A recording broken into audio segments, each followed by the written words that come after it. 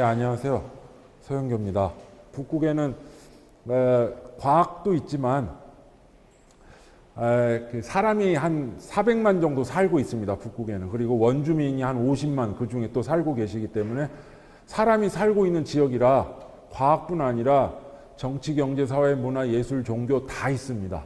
그래서 사람 사는 데가 다 있기 때문에 그 인문사회 하는 학생들도 관심이 많습니다. 그래서 우리나라는 주로 극지가 이제 주로 과학 연구에 이제 조금 이제 포커싱이 돼 있는데, 그래서 우리 연구소에도 한 400, 거의 한 500명 정도 좀 안 되는데, 그 중에 저처럼 인문사회 전공하신 분이 한 서너 분 계세요. 나머지는 다 자연과학 전공하셨고, 공학이라든가 이런데, 그래서 그런 이제 저는 그렇게 뽑혀가지고 16년 이상 극지연구소를 다니면서 지금 정책 연구를 하고 있습니다. 그래서 저는 그 북극의 정의를 조금 한 5분 정도만 말씀드리고 넘어가겠습니다. 그래서 한 2000년 전 벌써 BC, AD 뭐 그렇게 따질 때예요. 그래서 그때 2000년 전에 벌써 북극에 대해서 정의를 내렸는데, 북위 63도 툴레라고, 이건 뭐 저기 그 브랜드도 있어요. 근데 툴레가 그러니까 노스모스트라는 영어 땅인데, 극북 가장 극한에, 그러니까 가장 끝에 북이다. 그래서 그런 땅이다 해서 노스모스트란 툴레라는 단어를 써가지고 이 클라우디오스 프톨레마이오스라는 학자가 그래서 현재 지금 노르웨이, 아이슬란드 요렇게 그러니까 그 스칸디나비아 반도를 가리키는 고대 그리스어인데, 북극점까지는 못 찍고 그 정도 위치가 그 땅의 끝이다. 뭐 요렇게 하면서 인간이 거주 가능한 최북단으로 기록을 했습니다. 그래서 땅끝, 어떻게 보면 그 말씀이 맞아요. 땅끝은 스칸디나비아 반도 지나면 이제 바다가 나오기 때문에 그 땅을 갖다가 정의한 측면에서 이게 그 북극이라는 단어, 툴레라는 단어를 썼던 것 같습니다. 그래서 어원을 이렇게 보면은 그 악틱은 이제 곰, 베어라는 뜻에서 그 그리스어의 악토스라는 단어가 이제 베어라는 그 곰이란 뜻이거든요. 근데 그 곰은 이제 그리스어로 시간이 지나면서 북쪽 지방, 노던을 뜻하는 악티코스로 바뀝니다. 그러니까 악토스가 악티코스가 바뀌고, 그러면 그 악티코스는 뭐냐, 여기. 즉, 악트가 곰이고, 이코스는 영어의 아이시입니다. 그래서 곰의, 이런 뜻인데, 악티코스가 결국은 악틱, 비슷하죠. 이렇게 바뀌는 거예요. 그래서 곰의란 뜻인데, 어원으로 따지자면 이 곰이 뭐냐, 폴라베어가 아니라 이제 그 북두칠성, 하늘의 별 큰 곰자리 있죠.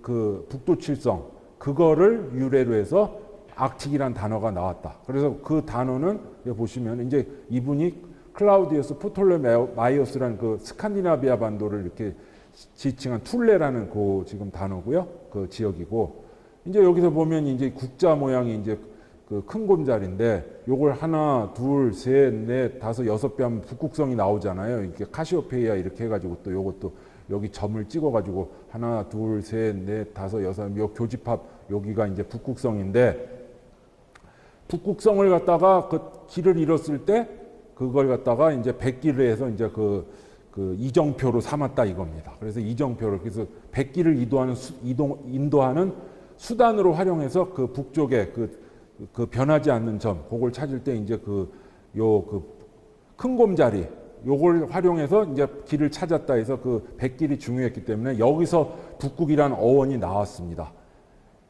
그리고 남극은 뭐냐? 엔타티카인데, 그러면 안티가 이제 그 앞에 붙는 겁니다. 안티하면 반대하는 거잖아요. 우리말에서 안티한다. 그러면 안티 아크티코스가 되는 거예요. 플러스를 이렇게 앞에다 붙여서 그럼 엔타티코스가 이제 되는 건데, 요걸 이제 딱 합쳐버리면은, 그러면 엔타티코스가 별로 비슷하죠. 이제 엔타티카가 되는 겁니다. 그래서 그 곰의 반대말, 곰의의 반대말. 그래서 이 그 남극도 곰의의 반대말이긴 하지만은, 그래서 남극이란 단어도 북극의 큰 곰자리, 그 별자리에서 나왔다. 이 뜻을 말씀드리기 위해서 요걸 어원을 썼습니다. 그래서 남극이란 단어도 북극에서 파생돼서 나왔고, 그 파생된 언어는 큰 곰자리, 북두칠성이다. 그래서 여기 지금 사진도 있고요. 요거는 제가 작년에도 한번 보여드렸었는데, 요 표시는 곰이 출몰했었던 곳이다. 그래서 요 표시가 나오면 빨리 자기가 살던 그 호텔이든 뭘로 바로 가야 됩니다. 여기에서 이 근처에서 이렇게 뭐 배회하거나 그러지 마세요라는 그런 뜻입니다. 요 북극에서 혹시 가시면은 북극 지역을 가시면 요 표시를 보시면 얼른 집으로 가시거나 호텔로 가시기 바랍니다. 자, 계속 넘어가겠습니다. 그래서 이제 정의를 조금 이제 요것도 한 5분만 보시겠는데 이제 천문학적 정의가 있고 그다음 기후지리적 정의가 있고 그다음 지형생태학적 정의가 있습니다. 그러면 이제 먼저 여기 천문학적 정의, 아까 그 앞에서 선생님이 말씀해 주셨는데 66.33도 그거가 어떻게 나왔느냐면 이게 요 위도부터 아까 말씀하신 백야 그게 나타납니다. 그래서 천문학적으로 66.33도부터 북위 90도 이렇게 위에 꼭지점까지가 백야가 나타나는데 위도 90도까지. 그래서 그 지역을 천문학적으로 북극이다 이렇게 정의를 합니다. 그래서 이 지역은 여름 하지 6월 21일경에 하지 때 해가 지지 않는 백야 현상 화이트 나잇이 이제 생기고요. 겨울철에는 해가 뜨지 않는 극야 폴라 나잇이 나타납니다. 제가 이걸 다 경험을 했어요. 그래서 이게 그 66.33도 이렇게 그 기울어져 있는데 우리 그게 왜 이렇게 생기느냐? 햇볕이 이렇게 여기 노란색으로 이렇게 옵니다. 그럼 지구가 이제 그 자전축으로 23.5도 기울어져 있기 때문에 여기 66.5도인데 사실은 66.33도라고 이해를 하시면 될 것 같습니다. 요 위도는요. 여기 23.5도니까 이렇게 23.5도가 기울어 있으니까 요 나머지는 66.5도인데 요 팽이축을 한번 돌려보세요. 한번 돌려보시면은 이 햇빛이 이렇게 와도 여기 요 위에 쪽은 계속 해가 뜨죠. 요 절반은 항상 밤이고 요 절반은 항상 낮인데 요 축을 중심으로 내가 손을 이렇게 한번 팽이를 돌렸다고 생각해 보세요. 그래서 여기는 항상 백야가 나타날 수밖에 없어요. 이런 상황에서 햇빛이 이렇게 해가 이쪽에서 이렇게 노란색으로 이렇게 오거든요. 그리고 근데 반대로 이제 하지 때는 보면은 여기 그 남반구의 그 남이 66.33도부터 남이 90도까지는 팽이를 돌려도 여긴 검은 현상을 벗어날 수가 없는 거죠. 그래서 여기는 극야 현상이 반대로 나타나게 되는 겁니다. 지구가 23.5도 어떻게 보면 그 66.33도의 그 반대 그 90도에서 뺀 그 숫자만큼 기울어져 있기 때문에 나타나는 현상이라고 보실 수가 있습니다. 그래서 요 점이 66.33도 요 점이거든요. 요 안에가 다 북극이에요. 북극은 요 북극점만 있는 게 아니고 요 66.33도부터 북위 90도까지인데 여기 트롬소가 여기 있습니다. 노르웨이가 이렇게 길어서 어떻게 보면은 칠레 다음으로 긴 나라다 이런 얘기도 하고 여기 노르웨이가 그 유럽의 사우디다 해서 세계 한 13위 정도 됩니다. 석유 생산해서 수출하고 하는 게 인구는 500만 밖에 안 되니까는 그래서 어떻게 보면은 이 나라가 참 그 경제 규모가 거의 10만 불에 가까운 우리나라의 한 3배 정도 잘 산다고 보시면 되는데 다 그런 이유가 있습니다. 석유가스가 이제 여기 이렇게 바다에서 이렇게 나오고 그래서 국영 기업들이 생산해서 우리 국민 복지로 어떻게 보면 그렇게 좀 연결시켜서 살고 있는 나라라고 보시면 될 것 같습니다. 그래서 요 안에 땅이 요 점점점 안에 바다도 있고 땅도 있고 한데 한 2,100만 정도 됩니다. 그래 그중 절반이 육지고 절반이 해양이라고 보시면 될 것 같습니다. 1,000만, 1,100만. 그리고 400만 명 정도의 400여 명 정도의 인구가 거주하고 계시고 그중 50만 명이 원주민입니다. 여기 살고 계시는 게. 그래서 다양한 이슈들이 있고 여기 보시면 만만한 나라가 하나도 없어요. 여기 러시아가 있죠. 러시아가 거의 절반을 차지하고 있고 여기 알라스카가 있는데 미국이 있습니다. 그다음 캐나다가 있고요. 그다음 여기 그린란드, 덴마크가 있습니다. 그다음 여기 아이슬란드는 그 선에 가까스로 걸쳐서 여기 지금 북극에 들어가 있고요. 그다음 노르웨이, 스웨덴, 핀란드 다 잘 사는 나라입니다. 자, 강국이 이제 이렇게 여기 버티고 있는 그런 형국이고요. 그래서 여기도 거버넌스 지금 그 연나라끼리 그 환경이라든가 이런 걸 협력을 하다가 요즘에 러시아 우크라이나 사태로 여기도 좀 그게 금이 갔습니다. 그 협력하는 게. 그래서 과학 협력이라든가 이런 게 좀 이렇게 조금 잘 안 돌아가고 있어요. 그래서 그런 안보 사태가 과학을 넘어서 가지고 그걸 북극을 지배하고 있는 그런 형국이 지금 펼쳐지고 있는 게 그런 상황입니다. 자, 그래서 제가 살았던 그 트롬소 아까 69도 제가 노르웨이 이렇게 섬으로 돼 있고요. 백야 때 제가 찍었던 사진입니다. 오로라가 거기 1월 달에 나타나서 제가 휴대폰으로도 이렇게 잘 찍힙니다. 뭐 꼭 그 광학 카메라 뭐 이런 좋은 카메라로 찍는 게 아니고 이런 걸로도 눈에도 이렇게 나타나고 요게 커튼처럼 이렇게 막 살랑살랑 하다가 갑자기 또 없어져요. 이게 슬렁 이렇게 막 이렇게 움직이거든요. 이렇게 파도 물결처럼 그러다 싹 없어집니다. 이렇게 고정적으로 이렇게 나타나는 게 아니고 살아있는 것처럼 이렇게 연기처럼 피어나는 것 같기도 하고 그리고 없어지기도 하고 북극곰도 이렇게 있고요. 요거는 이건 박제된 겁니다. 그래서 오로라는 아까 그 선생님이 앞에서 선생님 말씀을 해주셨기 때문에 주로 겨울철에 나타나고요. 플라즈마 입자가 이제 그 지구가 자기장이 있잖아요. 그래서 서로 마찰을 일으켜가지고 빛을 내는 현상이라고 이해를 하시면 되겠습니다. 그래서 요게 북극에 가서 나타나는 자연 현상, 자연과학 중의 현상이고요. 그 다음 이제 피오르드입니다. 제가 이것도 삼성 휴대폰으로 제가 직접 찍었어요. 원래는 이거 걸어서 세계 속으로 이런 방송 보시면은 이렇게 배가 이렇게 가면서 양쪽에 피오르드를 보면서 야 하고 우리 간접 경험도 하고 그러시잖아요. 저도 그거 자주 보는데 여기는 묻힙니다. 땅으로 돼 있는데 이렇게 U자형으로 이렇게 골짜기인데 여기 예전에 큰 빙하가 있었는데 이 산과 산 사이에 그게 이제 녹아내리면서 이제 바다 쪽으로 흘러 내려가면서 이제 저쪽으로 간 거죠. 저 위쪽으로. 그러면서 이게 여기를 깎아 내린 겁니다. 좌우 산들을 깎은 U자형 골짜기를 피오르드라고 하는데 그 과학책에 나오는 북극권 현상 중에 또 그 자연 현상 중에 또 하나고요. 두 번째 아까 백야 그리고 백야까지 해서 그 세 가지를 주로 우리 지구과학 책이라든가 이런 데 좀 나오고 있습니다. 백야, 피오르드, 그다음 여기 오로라. 이렇게 그 세 가지를 좀 보고 있고요. 두 번째 기후지리적 정의를 한번 보시겠습니다. 이거 선은 계속 변합니다. 그래서 연중 가장 따뜻한 7월 평균 기온이 10도씨 이하인 지역. 그래서 이게 2009년인가 2010년도에 이렇게 됐었어요. 근데 이게 점점 지구가 더워지면서 작아지겠죠. 선이 올라가겠죠. 점점 위로. 그래서 점점 좁아지는 거예요. 그래서 요 안쪽. 그래서 7월이 가장 따뜻하다고 하거든요. 그래서 그 선 안쪽에 있는 쪽을 기후지리적으로 북극이다. 또 이렇게 돼 있어요. 그러니까 요거는 계속 축소될 거예요. 요 정의는 그 선은 매년 바뀌고 요 선이 계속 안쪽으로 점점 저 북극점으로 가까이 붙을 겁니다. 지금 계속 북극 온난화가 진행이 되고 있기 때문에 요거는 그 과거의 선이긴 하지만 요 빨간 선 안쪽을 북극이다. 요게 7월 평균 기온 온도가 똑같았던 데예요. 똑같았던 지역을 갖다 이렇게 선을 했고 그 이하인 지역이 요 안쪽이니까 그게 기후지리적으로 북극이다. 마지막으로 지형생태학적 정의. 이건 육지를 말하는 건데 북극점부터 반대로 북극점부터 영구 동토지대까지. 영구 동토지대라 하면 퍼마프로스트라고 그러는데 영원히 얼어있는 땅. 이렇게 위에는 잔디밭처럼 돼 있는데 밑에 이렇게 얼음으로 돼 있는 거죠.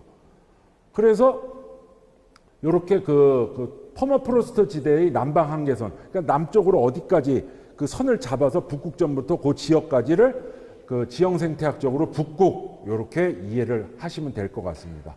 그래서 수목 한계선은 이제 여기 보시면은 수목이 생장할 수 없는 지역, 이 뿌리를 내릴 수가 없으니까 위로 나무가 자랄 수가 없는 거예요. 이렇게 가끔씩 여기 보시면은 이런 게 가끔씩 몇 그루가 있긴 한데 대부분은 이렇게 평원으로 해서 저기 지평선 끝까지 볼 수가 있는 그런 땅입니다. 그래서 이런 데서 산을 보면 사실 산의 높이가 어느 정도인지 잘 모르잖아요. 그래서 대부분 이렇게 초원으로 이루어져 있다. 이런 일종의 이런 나무가 없는 관목이 없는 그런 땅으로 이루어져 있다. 이렇게 보시면 될 것 같습니다. 이 지형생태학적 정의.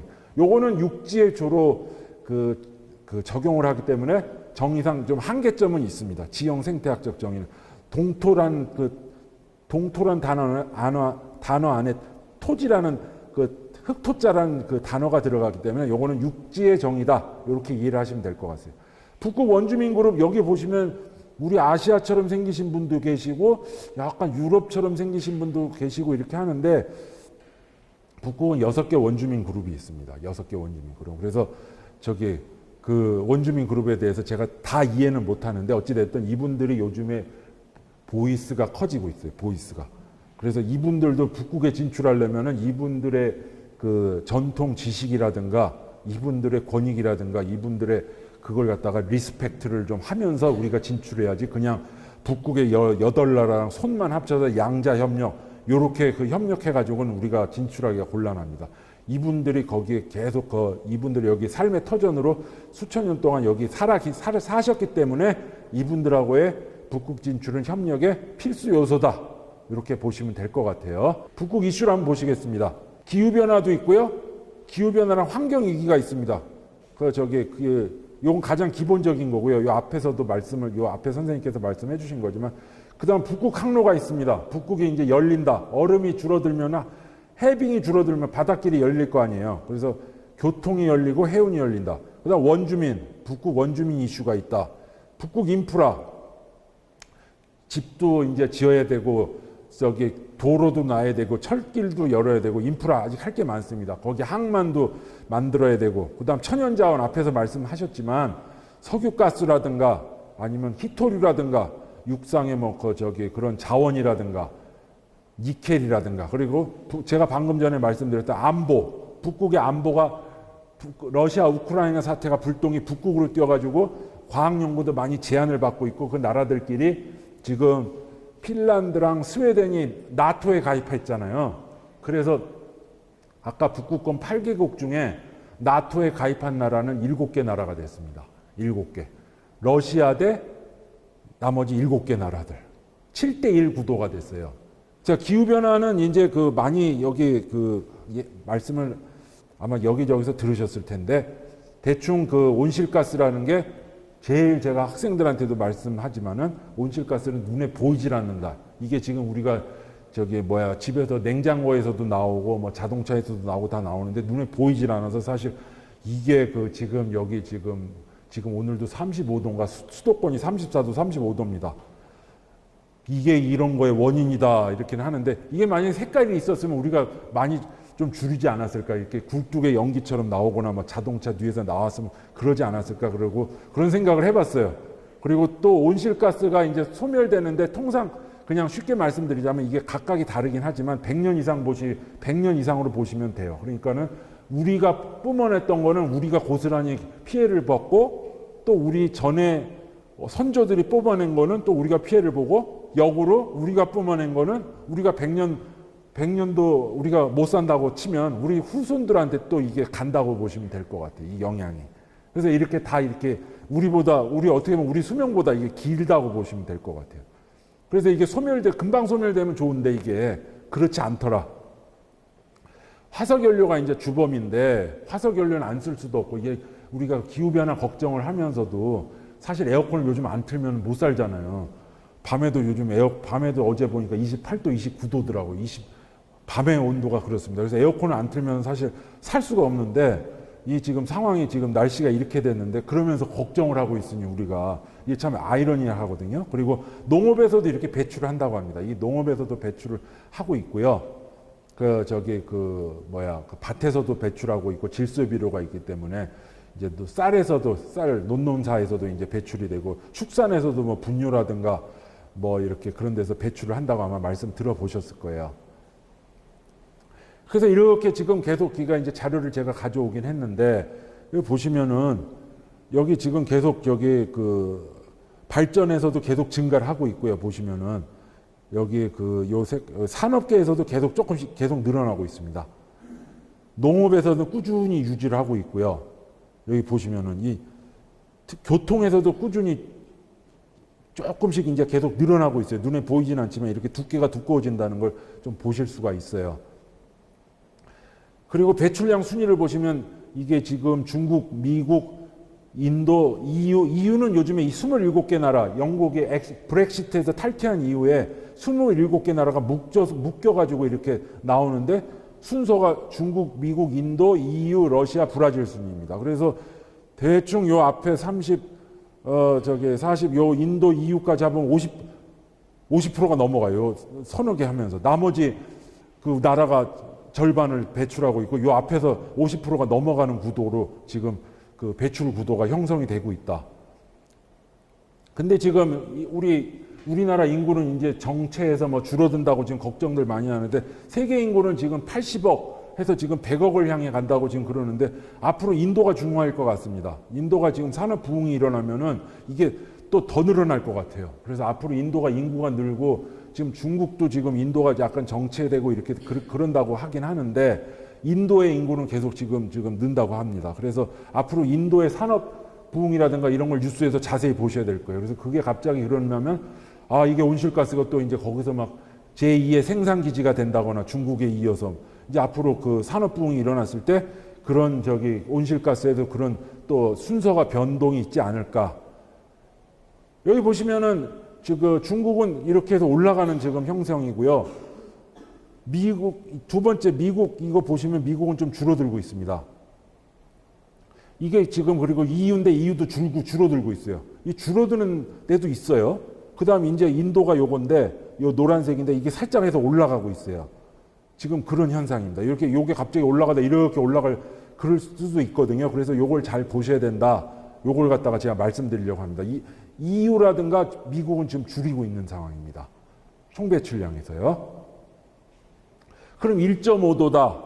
제가 작년에도 말씀드렸는데 지금 기후변화 1.5도, 2도 얘기하잖아요. 그게 무슨 얘기냐?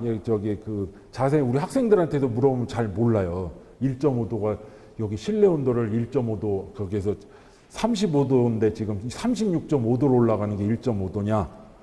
평균 지금 그 1.5도 올라가는 게 큰일 날 일이냐 도대체 지구에서. 그게 아니라 이게 평균 온도인데요. 여기 1850년 산업혁명 이전에 요 세계 지구 평균 표면 온도다. 이렇게 이해를 하시면 될 거예요. 1.5도를 줄여야 된다. 그런 그 얘기는 우리 대기 온도가 우리 실내 온도를 1.5도 낮춰야 된다. 이게 아니고 지구 표면 온도 이렇게 온도계를 꼽아서 이렇게 다 재봤을 때 그거가 그래 그 1.5도를 낮춰야 된다. 그 말씀을 드리는 거예요. 그래서 이게 지금 2도고요. 이게 1.5도 선이에요. 그래서 막 이게 지금 2023년 보면은 이게 지금 막 선을 막 쭉쭉쭉쭉 1월부터 해서 12월까지 해서 쭉쭉쭉 해서 이렇게 여기까지 갔을 텐데 1.5도 밑으로 이렇게 다행히 아마 이렇게 나왔을 거예요. 선으로. 근데 이게 2028년 최근 뉴스 보니까 2030년이라고 그랬다가 또 2028년으로 수정했어요. 그때 되면 1.5도 점점 점선에 도달할 거다라는 거예요. 이게 점점 이렇게 도달하면 무슨 일이 일어나느냐? 지구의 그 기상 재난 이런 게 잦아지고 태풍도 더 커지고 뭐 이런 그런 그 현상이 나타날 거다. 그리고 지구도 더 지금 온도도 더 올라가고 우리 지금 뭐 34도, 35도인데 더 올라가고 뭐 이런 현상이 나타날 거라는 거예요. 근데 요게 2도까지 올라가면 난리가 난다. 이제 그 얘기고요. 그래서 1.5도, 2도가 바로 여기서 나왔고, 근데 북극 온난화, 북극의 땅은 4배가 빠르다고 합니다. 그럼 1.5도면 곱하기 4 하면 몇 도예요? 6도죠.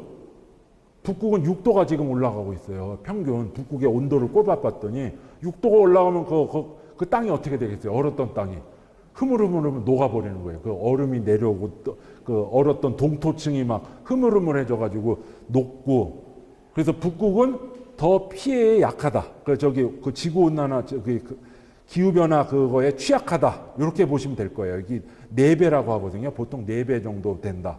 그 지구 평균 그 피해의 4배 정도 된다. 이렇게 보시면 될 거예요. 그래서 해빙이 계속 줄어들고 있다. 아까 말씀하신. 그래서 해빙이 줄어들면 아까 말씀드린 대로 이거 바닷길이 열려요. 지금 저쪽 어디야? 수에즈 운하 쪽으로 다니는데 거기가 지금 이란 사태라든가 그 해적이라든가 이런 것 때문에 거기가 배를 못 다니고 지금 그 남아프리카 공화국의 희망봉으로 해서 이렇게 다닌다고 합니다. 그러면 그 물류값이 어떻게 되겠어요? 그 하나의 일을 받던 걸 1.5, 2를 받아야 될 거라고요. 이렇게 기름도 그 시간도 많이 걸리고 기름도 더 쓰니까 그 해운배가요. 그 선박이. 근데 글로 이렇게 가느니 북극으로도 이렇게 갈 수 있는 거 아니냐. 이런 게 요즘 그 보고 있는 게 현실입니다. 이게 지금 동토층이에요. 이게 지금 90% 이상 땅이 얼어 있는 걸 갖다가 이제 이거는 이 점점 선은 여기인데 이게 66.33도인데 그거보다 더 넓게 있는 게 동토층입니다. 여기가 녹아버리면 어떻게 되느냐? 이게 큰일이다. 이 말씀이에요. 여기가 녹아버리면 이제 거기에 살던 그분들 인프라도 땅의 기반이 지금 흔들리고 집이 이렇게 막 옆으로 쓰러지려고 하고 땅이 그 철길도 이렇게 그 스테이블하지가 못하고 이제 그런 현상이 이제 나타나겠죠. 그 여기서 술록 목축을 하던 그런 분들도 좀 힘들어지고 이제 그런 현상이 나타날 겁니다. 이게 지금 무슨 현상이냐? 제가 좀 여기 그 점점 더워지면서 어떤 현상이 일어났느냐? 이게 지금 보시면 북극여우예요. 북극여우인데 이게 털이 지금 여기 빠져 있습니다. 몸에. 왜 빠졌느냐?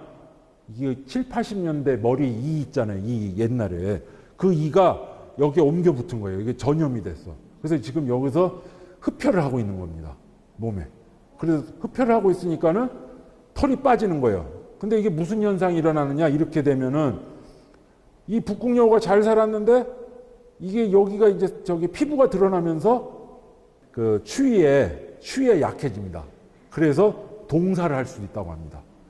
이렇게 피부가 드러나면 털이 막지를 못해서. 그리고 이건 뭐예요? 우리 유행성 여기 그 SFTS 그 이렇게 여름에 저 좀 가끔씩 이렇게 저기 밭에 풀 이렇게 하러 나가가지고 요게 얘네가 이렇게 얘네한테 물리면 약이 없잖아요. 그게 이게 알래스카까지 올라갔습니다. 지금 따뜻해가지고. 그래서 알래스카 주 홈페이지에서 짜온 건데 야생 찐득이 있잖아요. 이게 야생 찐득인데 이거에 풀에 물리면 안 되거든. 이게 물리면 안 되는데 이게 약이 없습니다. 백신도 없고 치료제도 없어. 이 손톱만한 건데 아직도 우리 의학계에서 할 게 많습니다. 이런 게 지금 여기 알래스카까지 진출했고요. 얘네들이 또 여기 몸에 붙으면 얘네들도 털이 빠져요. 말코 손바닥 사슴이라고 아마 잘 못 보셨을 수도 있는데 이게 북극권에 사는 거거든요. 얘네들이 여기 몸에 지금 붙어 있는 겁니다. 그래서 얘네들이 그래서 그런 SFTS를 알래스카 그 원주민들이나 그쪽에 추운 데 사는 분들도 걸릴 수 있다. 이제 그 말씀을 드리려는 거예요. 그리고 모기 문제도 있고요. 거기 모기도 월동을 한다고 합니다. 그 생태학자들에 따르면. 그래서 모기들도 거기 알래스카 그런 평원에 가면 아까 들판에 가면은 웅덩이 같은 게 있기 때문에 거기서 살다가 우리가 그 과학자들이 오면 와 하고 일어나가지고 막 그 청바지도 뚫고 막 물 정도의 그런 그 공격성이 있다고 합니다. 그래서 이게 지금 북극곰 아까 말씀을 했는데 이게 그러니까는 이거 그리즐리 베어 있잖아요. 얘네가 그 따뜻해지니까 북쪽으로 계속 진출합니다. 그러면서 얘네랑 서식처가 겹쳤어요. 북극곰하고. 그래서 둘이 만났는데 얘네 둘이 그 생태학자들은 둘이 결혼을 할지 아니면 서로 싸워서 한 종이 멸종을 할지 관심이 많았어요. 근데 둘이 결혼을 했어요.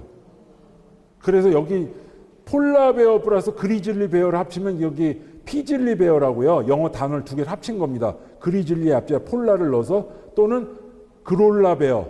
그래서 요걸 그렇게 부르는데 요거 보시면 북극곰 같기도 하면서 이게 지금 그리즐리 베어 같기도 하면서 좀 그렇잖아요. 그래서 이게 하이브리드 종이 나왔는데 요게 과학자들 말에 의하면 사이즈도 요게 북극곰이 크거든요. 두 개 중간 정도 됐고 훨씬 더 그 강력하다고 합니다. 원래 하이브리드 종이 자연계에서 약하대요. 근데 얘는 그 공격도 더 그 발도 이렇게 작아지면서 이렇게 공격성 있게 됐고 이 훨씬 더 저기 생존에 강하게끔 몸이 그렇게 됐다고 합니다. 그리고 그러면 여기 북극여우가 있고 또 여기 그 레드팍스 붉은 여우가 있잖아요. 둘도 이제 서식처가 얘가 북극으로 점점 가면서 겹칠 터인데 둘이 만났다. 근데 얘네 둘은 다행히 그럼 이런 식으로 요 앞에 그 얘랑 결혼을 할 수 있을까? 얘가 한 사이즈가 절반 정도 되거든요. 얘가 한 2배 정도 됩니다. 그래서 생태학자한테 물어봤어요. 얘네 둘이 겹치면은 어떻게 되실까?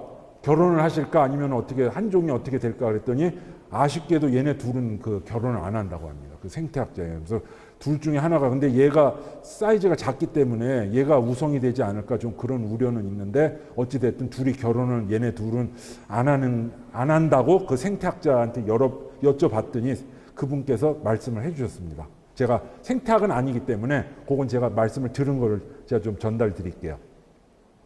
또 북극에서는 환경위기가 이렇게 있어요. 그래서 이 불이 납니다. 그래서 저기 그 자연 발화가 때문에 북극에서도 지금 캐나다 옐로우 나이프라든가 이렇게 북극에서 불나는 데가 이렇게 계속 나오고 있고요. 자연 발화로 이렇게 해서 지금 기후 변화 때문에 이런 게 또 문제가 되고 있어서 대기 오염이라든가 거기 원주민 건강 문제라든가 또 이런 문제가 있고 해양 산성화. 그래서 산호 조개 껍질 생성의 영향, 바다가 해양 산성화 문제가 있고요. 미세 플라스틱이 지금 우리가 배출해서 우리도 큰일 났다고 하지만 그게 이렇게 해류가 이제 순환이 되면서 북쪽으로도 이제 갑니다. 계속 지금 그쪽으로 몰리고 있다고 합니다. 그래서 북극의 미세 플라스틱 문제도 지금 이슈화돼서 이것도 지금 다루고 있습니다. 우리만의 문제가 아니라 해류를 타고 북쪽으로 해서 그 북극해까지 지금 올라가고 있는 게 현실입니다. 그리고 여기에 보시면 우리 그 동해에서 잘 잡던 명태에서 우리가 생태라든가 동태를 값싸게 먹었는데 걔네가 바닷물이 뜨거워지면서 이렇게 러시아 쪽으로 올라가서 우리가 러시아에서 수입을 하는 지금 상황이 발생하고 있잖아요. 근데 여기도 마찬가지예요. 이게 지금 북극 온난화가 되면서 미국 동부가 이제 아이슬란드랑 가깝거든요. 근데 동부에 있던 이런 개가 우리가 보던 개랑은 좀 다른데 이런 그 락크랩이라는 바위개 이런 형태인데 얘가 그 아이슬란드 쪽으로 넘어갔어요. 근데 아이슬란드가 이제 외래종으로 침투해도 이거 큰일 났다. 근데 이걸 몰아낼 수가 없잖아요. 이렇게 이동해서 왔는데. 근데 이걸 어떡하냐고 걱정만 할 게 아니라 우리도 이제 이걸 아이디어를 짜내야 되는데 이거를 상업화해가지고 이걸 갖다가 게살을 해가지고 음식으로 만드는 거 이렇게 가공을 해가지고 그래서 이런 걸 갖다가 그 연구를 하고 있더라고요. 아이슬란드에서. 그걸로 이제 그 미국 동부 그쪽 뉴욕이라든가 이쪽 동부 지역에서 저쪽으로 넘어간 거예요. 그쪽으로 그 아이슬란드 쪽으로요. 얘네들이 이동을 했는데 우리도 그래서 저쪽 따뜻한 쪽에서 살던 게 우리 쪽으로 왔을 때 우리도 이런 게 먹을 게 있나 없나 우리 걱정만 할 게 아니고 이거 몰아낼 수는 없잖아요. 한 번 온 거를. 그러면 이런 아이디어를 우리가 또 수산 쪽에서도 해봐야 되는 거 아니냐. 이런 바다에서 이런 우리가 생태 환경이 변하는 거에도 우리가 좀 적응을 해봐야 되는 거 아닌가. 이런 말씀을 좀 제가 드리겠습니다.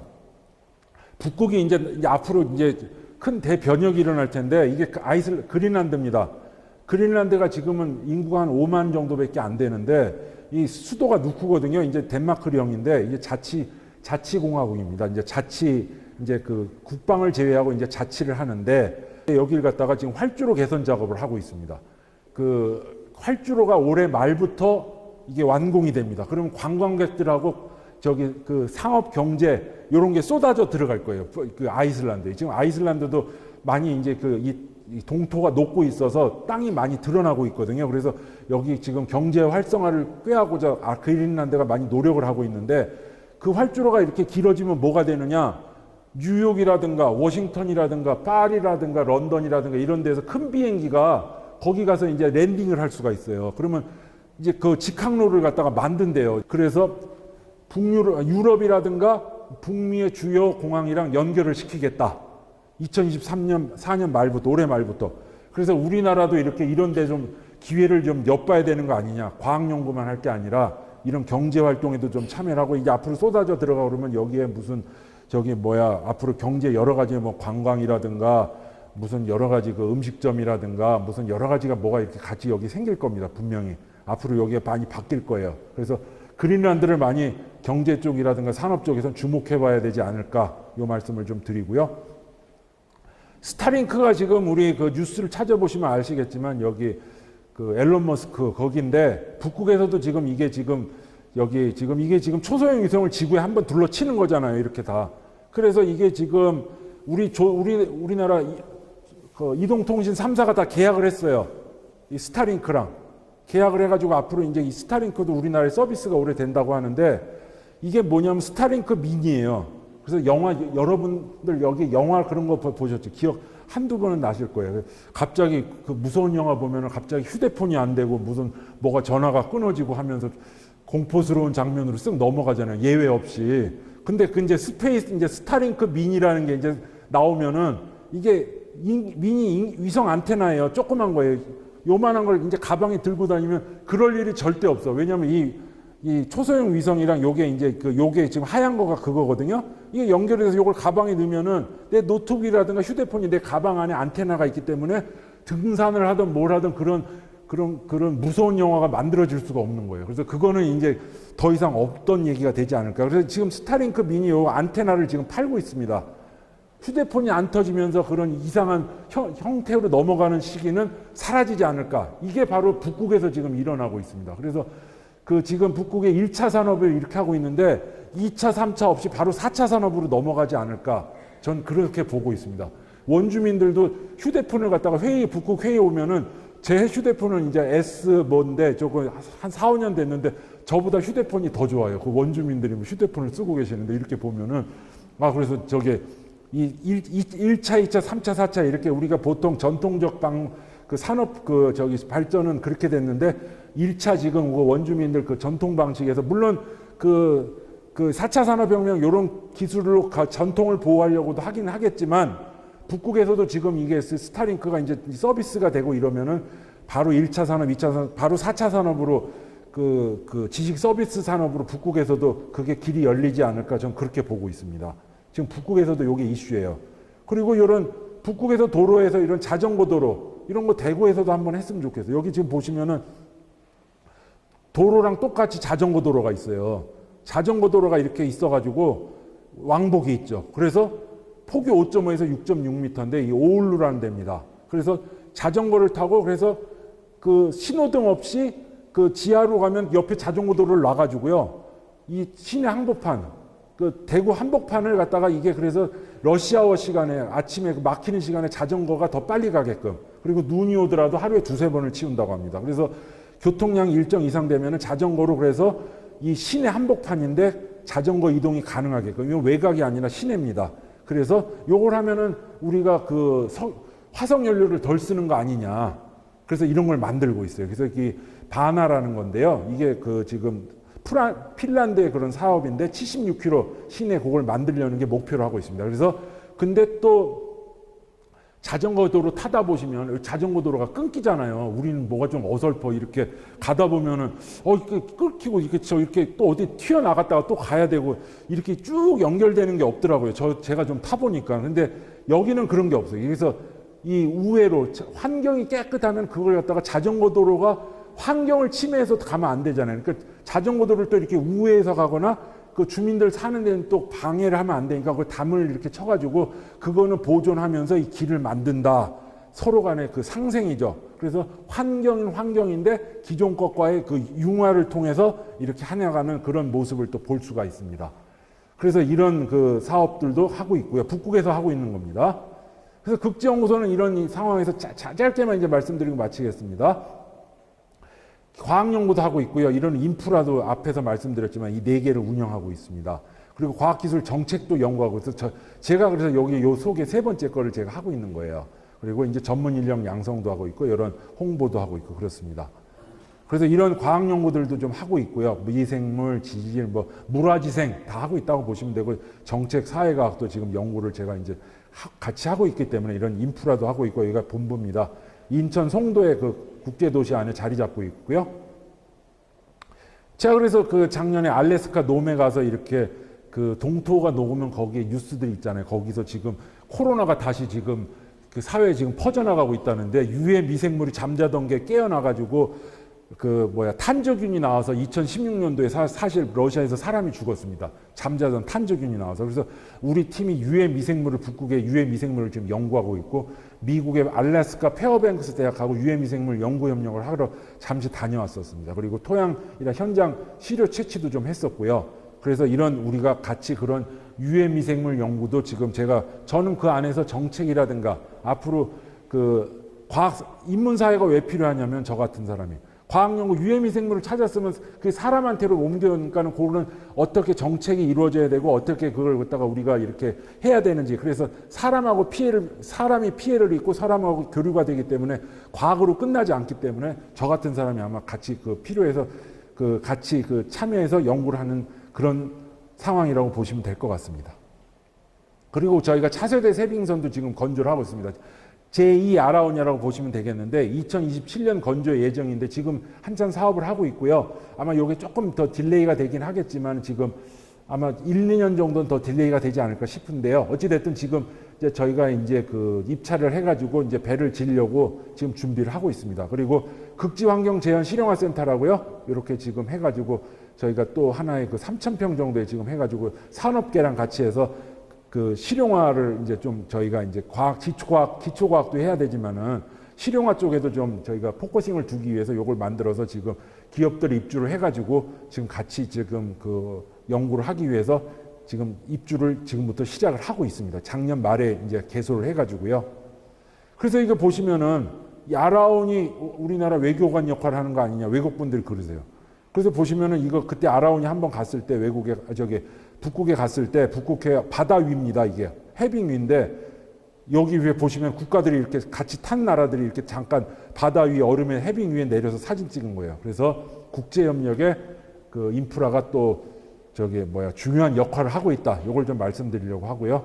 극지활동진흥법이라고 이제 앞으로 그 2021년도에 해수부가 범부처 이제 그 극지활동진흥법을 제정을 해가지고요. 국회를 통해서 정부 주도를 해가지고요.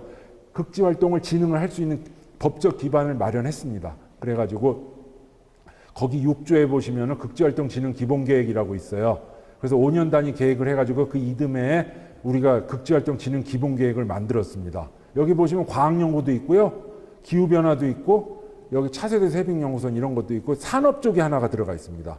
그래서 산업 쪽에 있고 기후변화 대응이 있고 과학연구 쪽 이렇게 세 개 축이라고 보시면 될 것 같아요. 그리고 이제 프론티어 과제 중에 하나가 이제 저희가 이제 과학연구도 있고 뭐 이런 빙조가 이제 남극의 그 얼음 밑에 그 비밀스러운 그 호수 그걸 갖다가 저희가 또 이제 시추를 해가지고 그 밑엔 뭐가 살고 있을지 뭐 이런 것도 이제 그 안에 들어가 있는데 프론티어 과제라는 게 그 우선순위 과제예요. 여기 안에 보시면 이제 우리가 새신환경 세빙 컨테이너선 건조. 그래서 우리나라 조선 1등 기술이 북극에서 계속해서 그 1등을 유지해 나가기 위해서 그걸 넣어서 지금 우선순위 과제 안에 들어가 있습니다. 그래서 여기 보시면은 크게 과학이 있고 기후가 있고 여기 국제협력이 있고 여기 산업이 있고 그걸 하는 이제 그 기반 구축 뭐 교육이라든가 뭐 이런 홍보라든가 국민 참여라든가 이렇게 5개 축이 있습니다. 그래서 이게 우선순위 과제고요. 결론에서 마치겠습니다. 6시가 다 돼서요. 기후변화로 인해서 이제 북극의 이제 변화가 이제 더욱 심각하게 부각이 될 거고요. 한편으로는 적응이나 대응이나 필요할 겁니다. 이제 인류의 위기와 이제 심각성이 계속 부과가 되고 이제 2028년이 아니라 1.5도가 더 땡겨지고 북극의 원주민도 있고요. 요즘 키워드가 그렇습니다. 미래 세대, 앞으로 미래 세대, 우리도 마찬가지로 미래 세대를 보고 있는데 북극에서도 미래 세대가 키워드고요. 융복합 협력, 아까 그 유해미생물처럼 자연과학부라서 인문사회까지 해서 융복합 협력이 학문간 앞으로 점점 더 중요해지고 있습니다. 그래서 국제협력 기반으로 해서 북극은 우리가 아까 그 8개국도 있긴 하지만 그래서 다양한 분야에서 이제 꼭 길이 열릴 것으로 이제 저는 기대를 하고 있고요. 그래서 산업뿐 아니라 아까 보셨듯이 과학, 그런 또 인문사회 이런 쪽으로 아까 그린란드라든가 이런 쪽에서 여러 가지 길이 있으니까 시야를 좀 넓게 가지고 북극을 봐야 되는 거 아닌가 여기를 그런 말씀을 드리면서 오늘 강의를 마치도록 하겠습니다. 감사합니다.